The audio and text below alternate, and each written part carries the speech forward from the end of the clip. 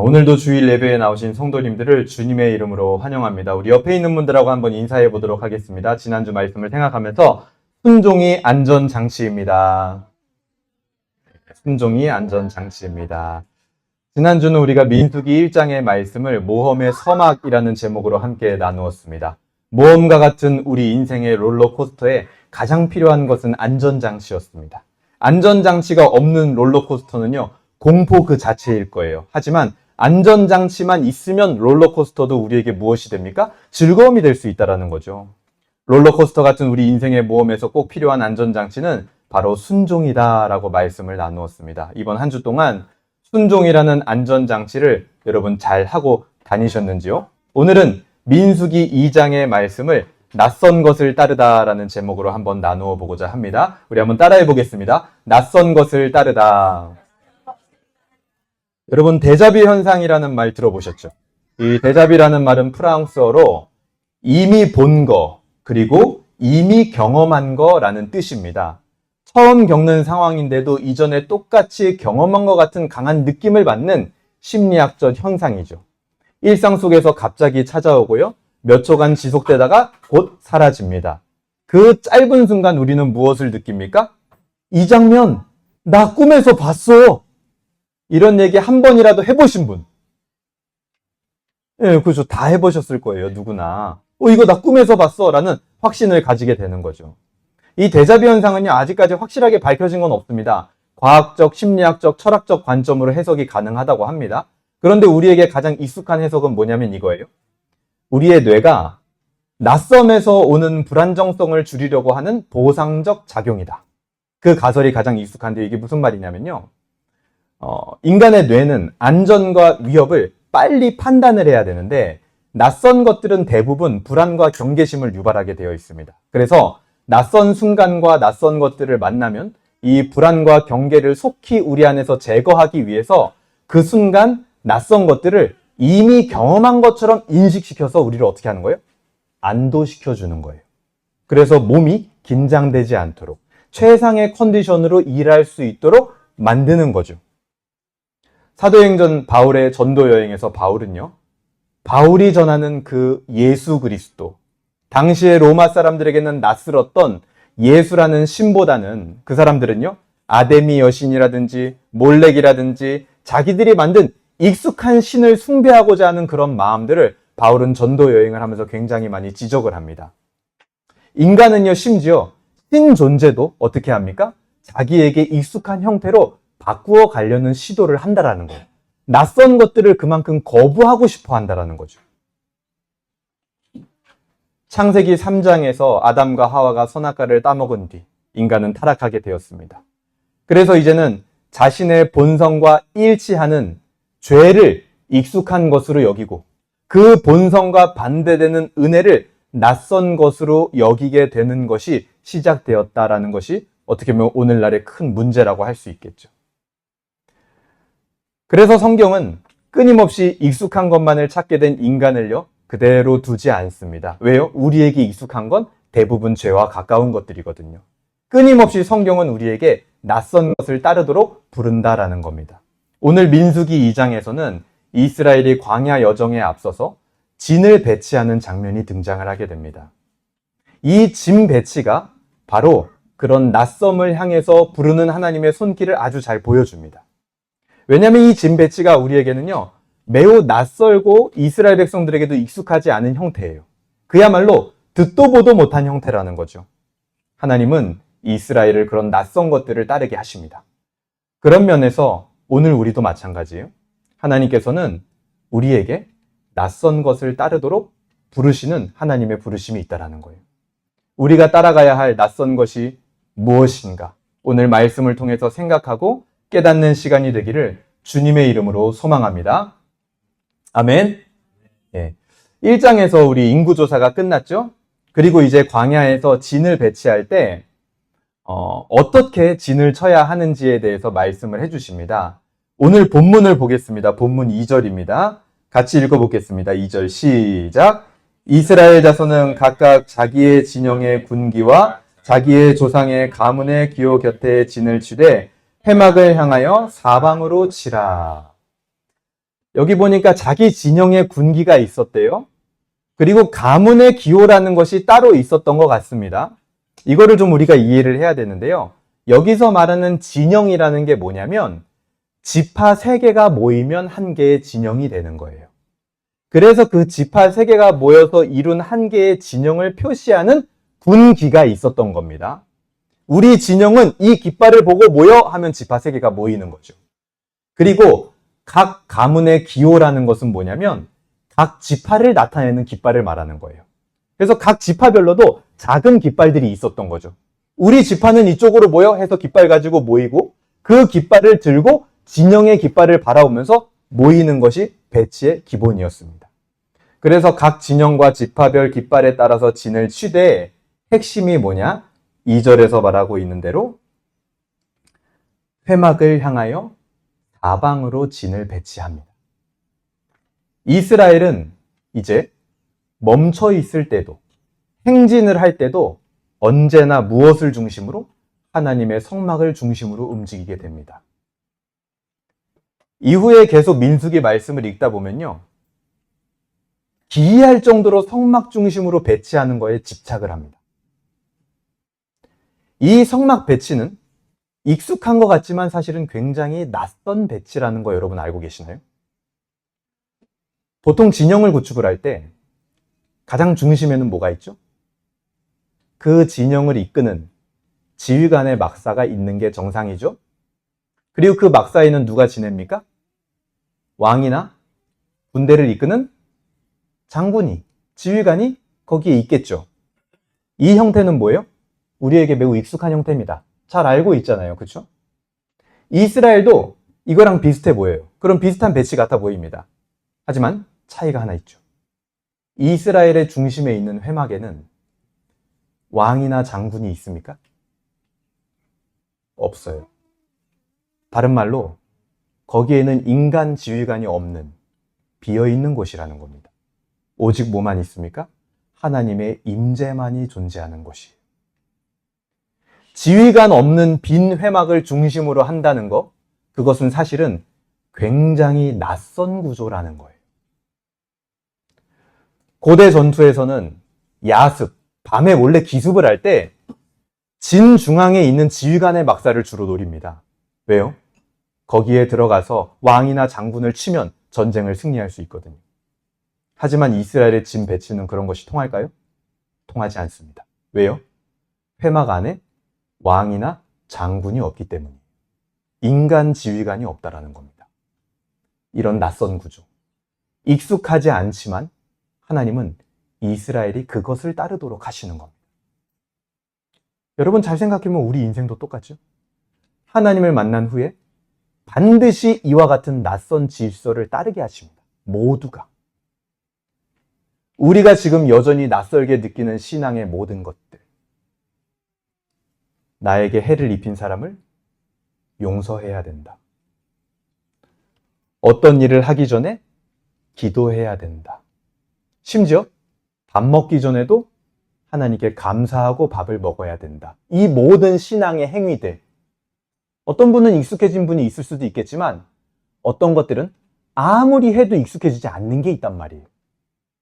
여러분 나에게 해를 입힌 사람을 용서하라는 성경의 가르침을 따르도록 하셨는데 그게 익숙해지셨나요? 전혀 익숙해지지 않습니다. 내가 받은 상처보다 아까 우리 찬양했던 대로 주님의 상처가 더 크다라는 그것을 이해해라. 그렇게 사는 것이 크리스천이다. 라고 성경은 그 질서를 따르도록 했는데 그 질서를 따르는 게 익숙한가요? 아니요. 매우 낯설죠. 우리도 마찬가지 낯선 질서를 따르게 하신다라는 거예요.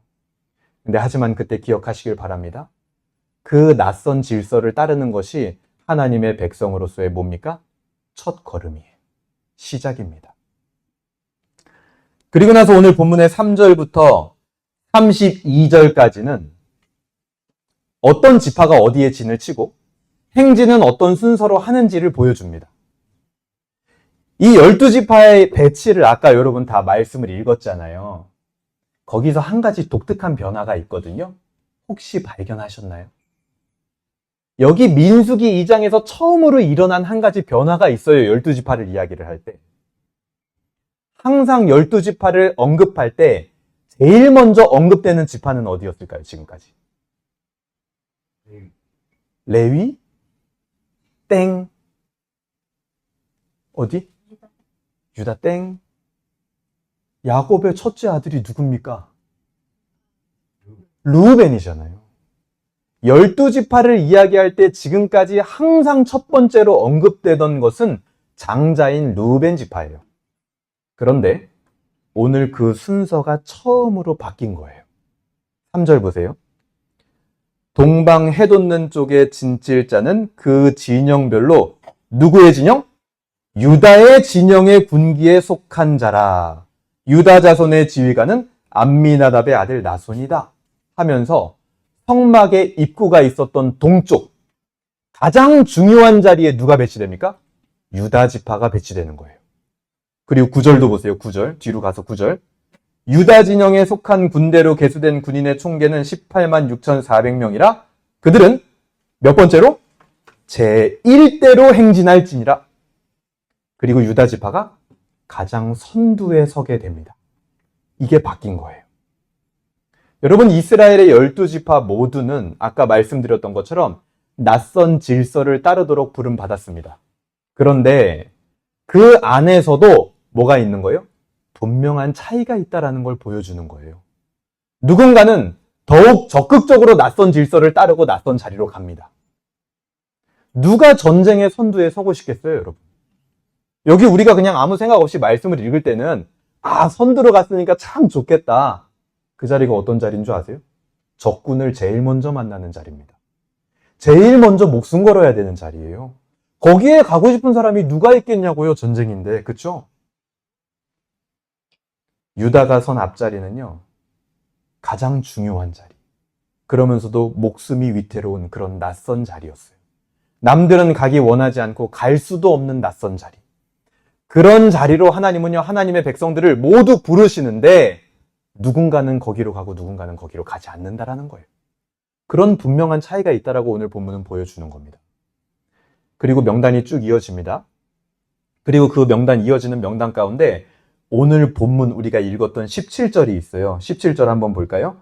같이 다시 한번 읽어보겠습니다. 17절입니다. 시작!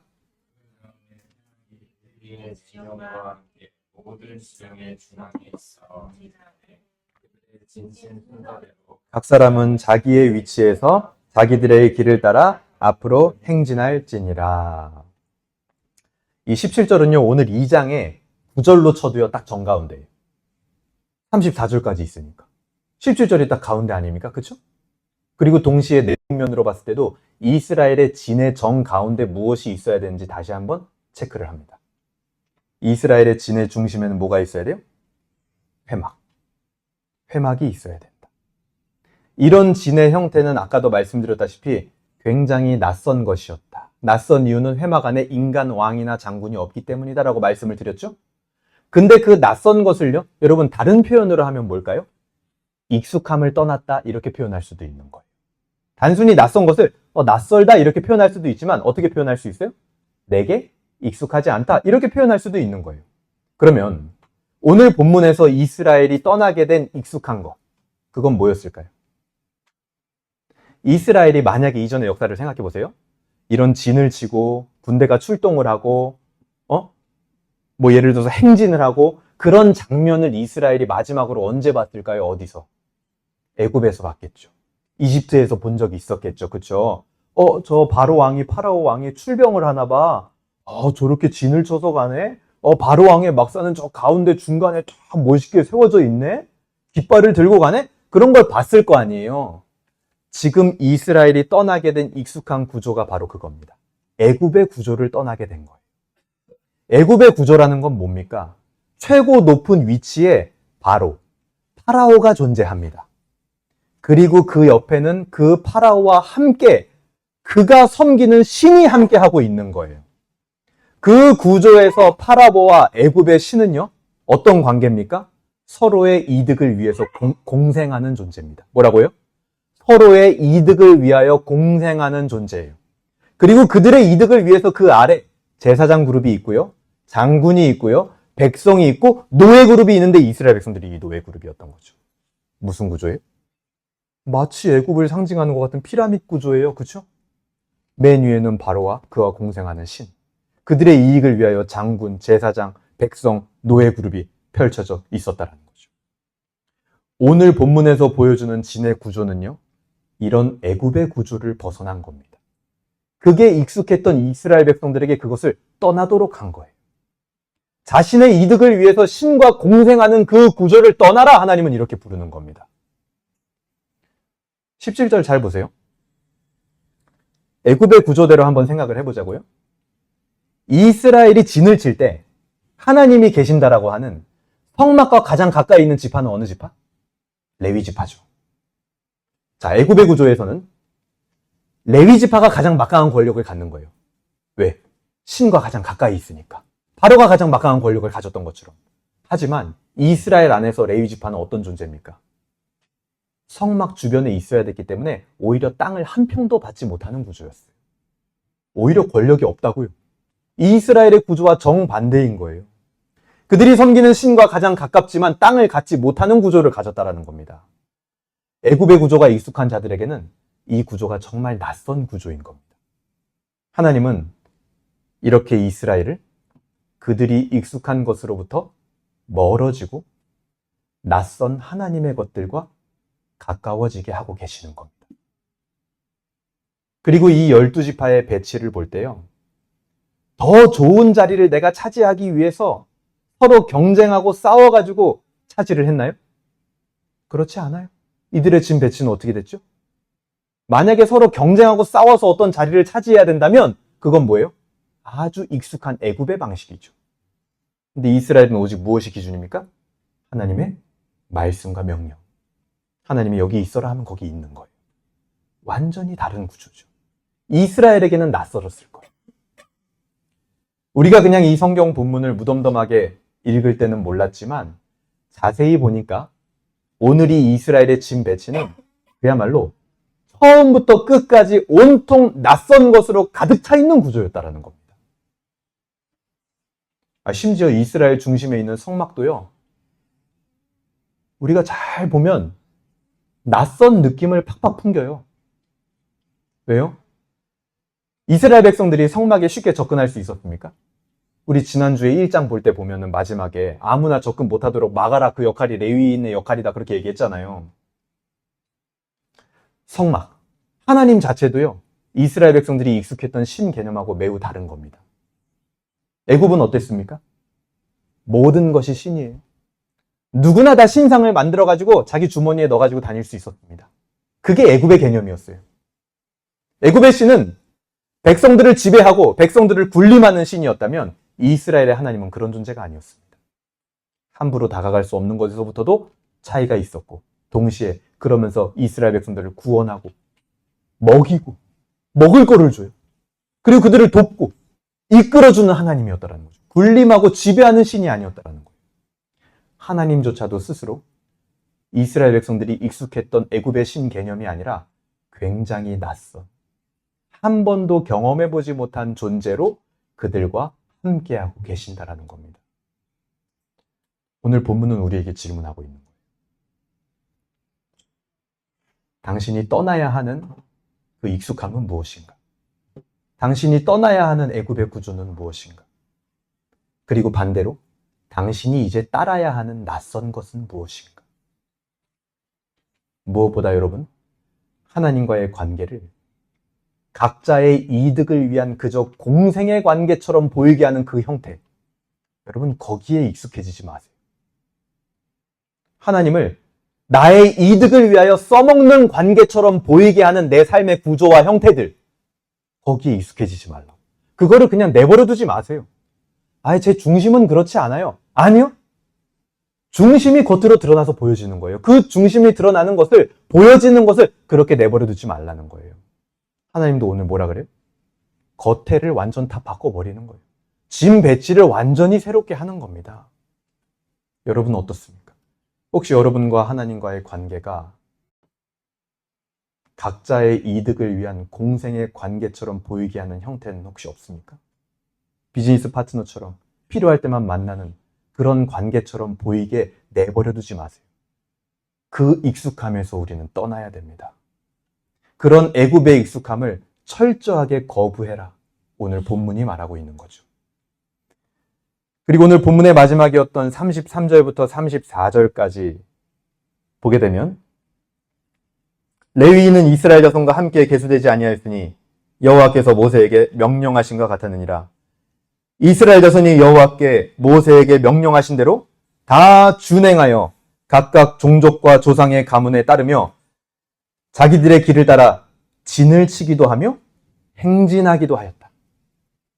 이런 진 배치는요, 이스라엘 백성들의 기초 중에 기초였습니다. 이게 안 되면 이스라엘은 아예 출발을 할 수가 없었던 거예요. 하나님과 함께 여러분 무엇을 시작하고 싶으십니까? 저는 하나님과 함께 그래도 무언가 한번 해보고 싶습니다. 출발을 해보고 싶습니다. 제 인생을 하나님과 동행하는 인생으로 시작해보고 싶습니까? 철저하게 익숙함에서 벗어날 줄 알아야 됩니다. 그리고 낯선 길을 찾아가야 되는 거예요. 그게 뭡니까? 오늘 본문이 말하는 신앙이라는 거예요. 낯선 길을 찾아서 오늘 처음에 읽었던 2절에서처럼 여러분 깃발을 올리십시오. 각자 자기 영역에서 세워야 할 낯선 깃발들이 있을 겁니다. 그것을 오늘 본문은 우리에게 분명히 말하고 있는 것입니다. 하지만 문제는 뭡니까? 우리는 서론에서 얘기했던 것처럼 우리의 본성 자체가 낯선 것을 격하게 거부한다라는 거예요.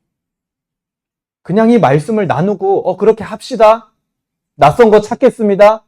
해서 되면 얼마나 감사하겠어요. 근데 중요한 건 오늘 거기서 설교가 끝나고 예배 마치고 집에 돌아가면 익숙한 대로 행동하고 있다라는 거예요. 왜요? 낯선 걸 거부하는 본성을 가지고 있다고요, 우리는. 격하게 거부한다고요. 치열하게 우리의 뇌부터 우리의 몸, 영혼에 이르기까지 익숙한 것만을 찾는다라는 거. 그게 우리의 문제 아니겠습니까? 실제로 이스라엘 백성들도 그랬습니다. 처음은 민수기 2장에서 이렇게 호기롭게 진을 갖추고 낯선 형태로 출발을 했어요. 그리고 가나안 땅 들어가서 첫 전투가 벌어집니다. 그들은 여전히 그때도 낯선 형태를 유지했어요. 여호수아 6장에서 여리고 전투를 할 때 어떻게 승리했습니까? 정말 말도 안 되는 낯선 형태로 성 주변을 돌아서 전투에서 승리를 했죠. 낯선 형태를 유지할 때 그들은 승리했습니다. 언제나. 그러나 바로 뒤에 여호수아 7장 아이성 전투에서는 어땠습니까? 철저하게 패배합니다. 원인이 무엇이었습니까? 여호수아 7장 11절에서는 전쟁에서 얻은 전리품을 그들이 가졌다. 그게 원인이었다라고 얘기를 합니다. 전쟁에서 얻은 전리품을 우리가 갖는 게 뭐가 문제예요? 익숙한 거예요, 그게. 근데 하나님은 뭐라고 하셨어요? 전쟁에서 얻은 전리품은 온전히 여호와께 바쳐진 것이다. 너희가 가져야 될 게 아니다라고 이미 율법에서 얘기해 주셨거든요. 근데 이스라엘 백성들은 익숙한 방식대로 행한 거예요. 전쟁에서 승리해서 얻은 물건들을 그냥 자기들이 소유하는 방식을 따른 겁니다. 그랬더니 어떻게 됐어요? 여지없이 전쟁에서 패배를 했죠. 그게 그들의 본성인 거예요. 우리는 우리가 익숙한 방식이 잘 통할 것 같다라는 착각, 끊임없이 익숙한 방식으로 돌아가려는 우리의 본성, 이 착각 플러스 본성이 만나니까 더 이상 제어가 안 되는 겁니다. 오늘 우리 중에 어떤 분들은 꼭 느껴보시길 바래요. 오늘 저녁에 내가 또 여전히 익숙한 방식을 행하고 있다라는 거. 그 나의 연약함에 우리는 철저히 무너지고 그 나의 영혼의 상태를 볼 수 있어야 됩니다. 우리의 힘으로 단 한치도 우리는 낯설게 살 수 없는 존재들이. 항상 익숙한 것만을 찾죠. 그 익숙한 대로 행하다 보니까 결국 하나님과의 관계가 어떻게 돼요? 자기의 이득을 위하여 공생하는 철저한 비즈니스 파트너 같이 여겨져 버리는 거예요. 우리의 삶의 낯선 요소가 점점 사라져가고 모든 것이 익숙해져 갈 때쯤 우리는 잘 되고 있다라고 착각을 하고 우리의 본성은 점점 낯선 것을 더 격하게 거부합니다. 처음 진을 배치했을 때 그 중심을 다 잃어버리는 거죠. 신명기 25장 19절에서는요. 이 낯선 형태를 따르는 이스라엘에게 약속된 보상이 하나 있습니다. 그게 뭐냐? 안식이다라고 분명히 얘기를 해요. 하지만 익숙한 방식만을 찾는 우리는 필연적으로 안식과 멀어지게 됩니다. 나를 지켜줄 것 같았던 익숙한 방식은요. 결국 나를 지켜주지 못한다라는 것을 우리 인생에 철저하게 경험한다라는 거죠. 그리고 그제서야 뭘 합니까? 낯선 거를 좀 시도해 볼까? 안 하던 거를 좀 해볼까? 하고 마음을 바꾼다라는 거예요. 그런데 그 상태가 되어도 여전히 위태로운 게 우리라는 거예요. 우리의 중심은 그 상황 속에서도 생명의 위기가 닥쳐오는 상황 속에서도 계속 익숙함을 찾는다라는 거예요. 그게 진짜 무서운 거죠. 이게 바로 우리 영혼의 현 주소입니다. 여러분 오늘 본문에서요, 진 배치가 행진할 때 말고 광야에서 머물 때 진 배치가 회막을 바라보는 그런 좀 기이한 형태였잖아요. 원래는 바깥을 바라봐야 될 거 아니에요. 적들이 오는지 안 오는지, 위협이 있는지 없는지. 기이한 형태로 갖춰졌어요. 세상에 익숙하지 않은 형태인 거죠. 그래서 이 광야에서 이스라엘이 등장했다라는 것은 이방 민족들에게는 어떤 소식이냐면 이거예요. 굉장히 낯선 녀석들이 등장한 겁니다. 그래서 이방인들 사이에서 어떤 소문이 퍼집니까? 야, 저 이스라엘은 하늘에서 양식이 내려 바위에서 물이 나와 구름기둥과 불기둥이 함께하는 자들이야. 그 낯선 형태를 가진 자들에 대한 두려움이 이방인들에게 있는 거예요. 여러분 알고 계십니까? 기독교 신앙은 언제나 이렇게 낯선 것이었습니다. 그 낯선 자들이 역사에 등장할 때 그들은 역사를 바꿔갔어요. 옛날 로마 시대 도 그랬죠. 낯선 종교로 치부되던 기독교가 로마를 바꾸어갔습니다. 종교적 예식이 익숙해질 대로 익숙해진 중세 시대에 낯선 방식을 제시한 사람들이 있었죠. 성경으로 돌아가자. 그렇게 외쳤던 자들이 교회를 바꾸고 사회를 바꿔갔습니다. 익숙함에서 벗어나서 하나님의 부르심이라는 낯선 곳을 향해서 자신의 시선을 두고 자기 몸의 방향을 두는 사람들. 세상은 그들을 뭐라고 부릅니까? 그리스도인이다 이렇게 부르는 거예요. 사도행전에서 이방인에게 성령이 임한다라는 것을 예루살렘 사도들도 상상하지 못하고 있을 때 그때 이방인에게도 복음을 전하고 성령이 임한다고 외치던 낯선 자들, 그들을 사도행전 11장 26절에서는 뭐라고 합니까? 그리스도인이라고 불리기 시작하였더라. 이렇게 얘기하는 거예요. 여러분, 우리는 스스로 이 낯설음을 절대 연출해낼 수 없습니다. 절대로. 인위적으로 이런 낯선 모양을 연출해내려고 하다가 날선 것이 되어버리는 경우도 얼마나 많습니까? 나는 구별된 그리스도인이야. 난 낯선 자야. 해가지고 남한테 말을 하는데 굉장히 날이 서 있는 거예요. 낯설기는커녕 날이 서서 남한테 상처만 주는 겁니다. 우리 스스로 이 낯설음을 연출할 수가 없어요. 절대로.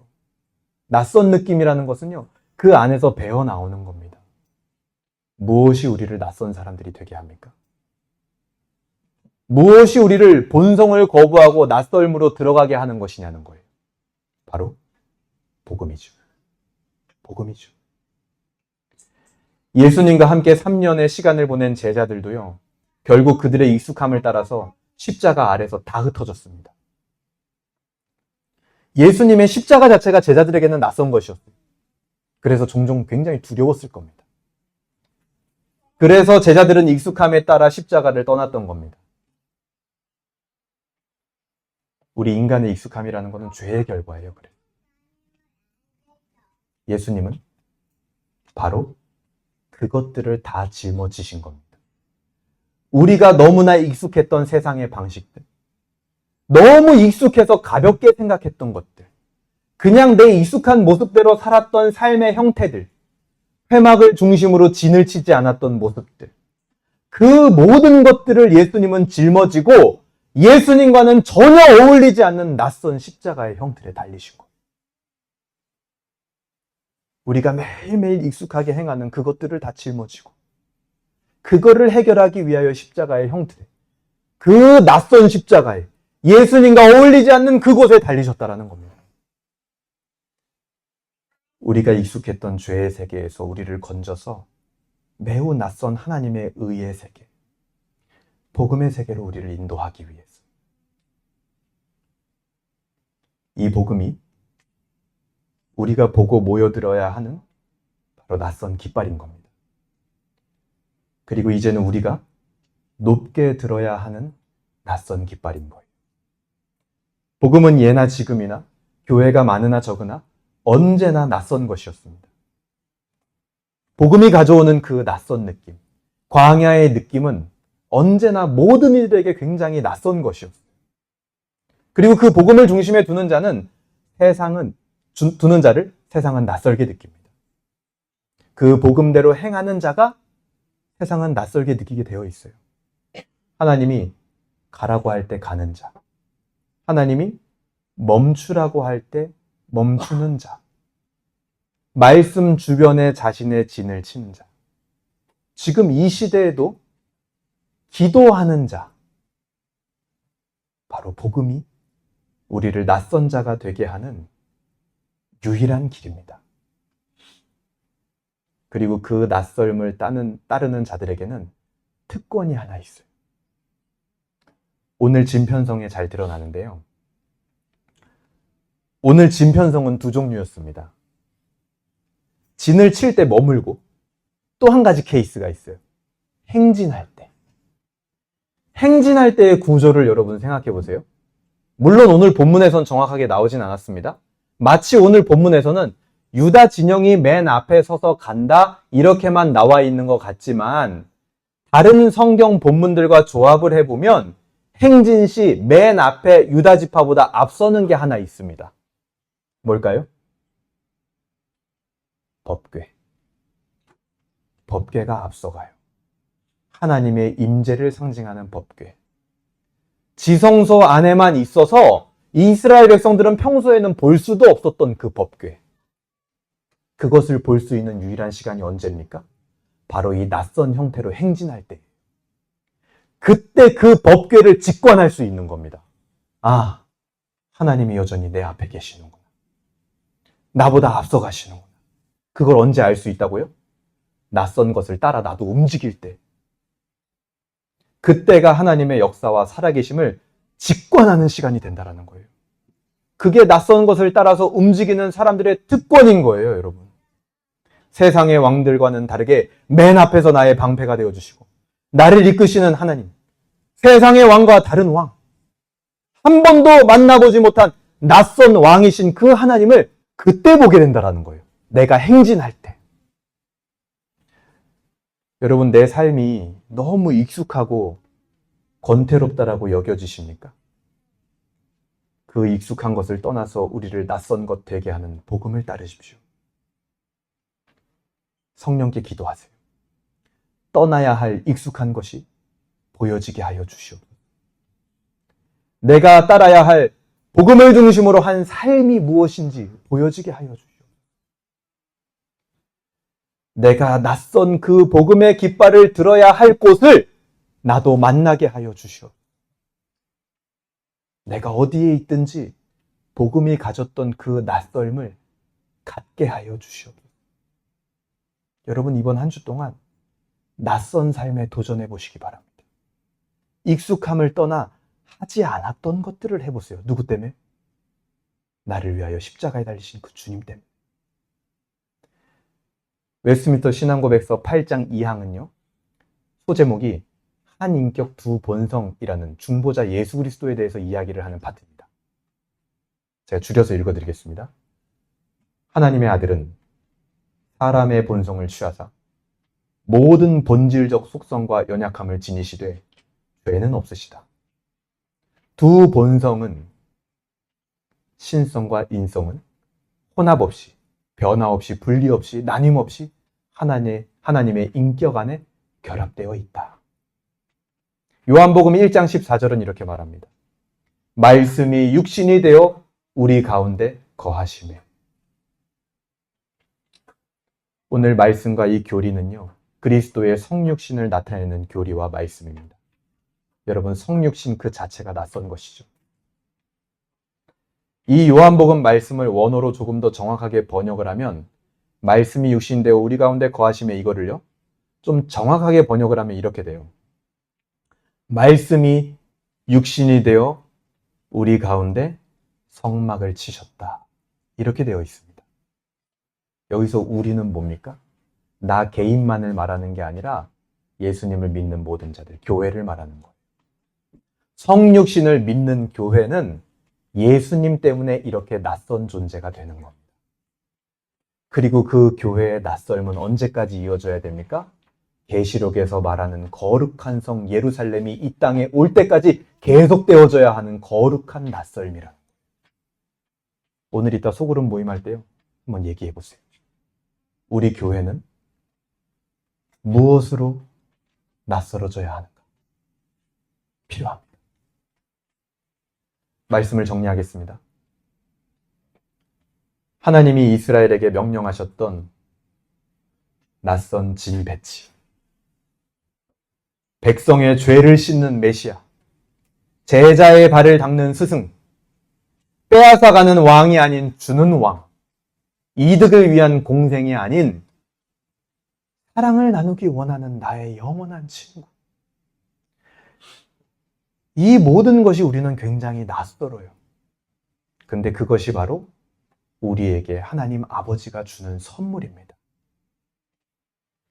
이제 우리는 이 모든 것에서 하나님 아버지의 마음을 알고 더 이상 낯설미 아니라 그것을 어떻게 느껴요?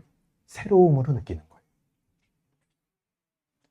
아버지들의 낯설지만 새로운 행동에서 자녀들이 때로는 사랑을 느끼는 것처럼 낯설게 우리에게 다가왔지만 우리를 가장 뜨겁게 하고 우리를 진정으로 안식하게 하며 행복하게 하는 바로 그 복음을 따라 우리도 우리의 삶의 영역에서 낯선 깃발을 높이 드는 그런 한 주가 되기를 주님의 이름으로 소망합니다.